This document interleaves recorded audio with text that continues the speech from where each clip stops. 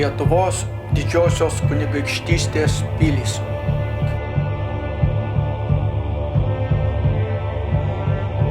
Kauno pilis. Pirmoji mūrinė Kauno pilis pirmą kartą paminėta Kryžiuočių ordino magistro Vinricho von Kniprodės 1361 metais laiške.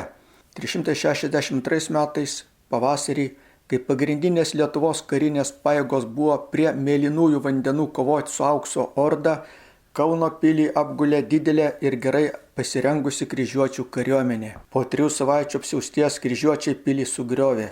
Jos metu žuvo didžioji įgulos dalis, į nelaisvę pakliuvo gynėjų vadas Kęstučio sūnus Vaidotas. 409 metais jau stovėjo nauja Kauno pilis, pritaikyta gintis nuo tobulesnės karinės technikos, kuria buvo 600 karių įgula. Po Žalgirio mūšio pilis prarado savo strateginę reikšmę, tapo reprezentacinę. Lietuvos didysis kunigaikštis Vytautas dažnai apsistodavo pilyje ir primdavo svečius. Po Vytauto didžiojo mirties pilis tapo Kauno seniūno rezidencija.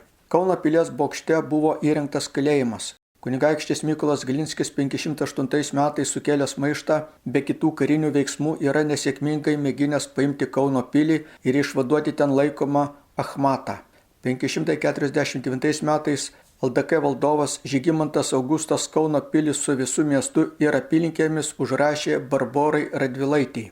16 amžiuje pilis buvo gerai prižiūrima ir tvarkoma. Livonijos karo metu buvo atliekami pilies stiprinimo darbai. Apie 570 metus pradėtų statyti Bastėjos sieną Puslankio apjuose pilies bokštą. 601-11 metais dalį pilies nuplovė Neris. Pilis buvo smarkiai apgriauta per 17-18 amžiaus karus. 939-41 metais buvo konservuotas pietryčių bokštas, 53-64 ir 70-74 metais vykdyti pilies ir priešpilio konservavimo, dalinio restauravimo bei tvarkymo darbai. 2090 pilis rekonstruota pagal naują projektą. Iki mūsų dienų žemės paviršių išliko apie pusę pilies teritorijos, kita dalis yra nuplauta Neries.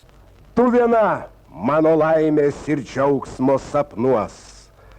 Tu viena mano kryžkelių vingiuos liūdnuos, tu viena mano saulė rytojaus dienos, mano protėvių žemė. Atminimuose lankos ramūnių baltų, senos pilys prie Nemuno seno krantų, Baltija ir aukštaičių pagojai, tai tu mano protėvių žemė. Ir bitelių dusgimas baltam avily, ir piliakalnių alkų ramybė tyli, ir žiema kaip mirties baltas takas gili mano protėvių žemei, nenumyrus po piktojo gruodžio ledais, nesukniubus po sielvarto upės krantais, puoštis, puoštis pavasaro jauno žiedais, Lietuva mano protėvių žemė.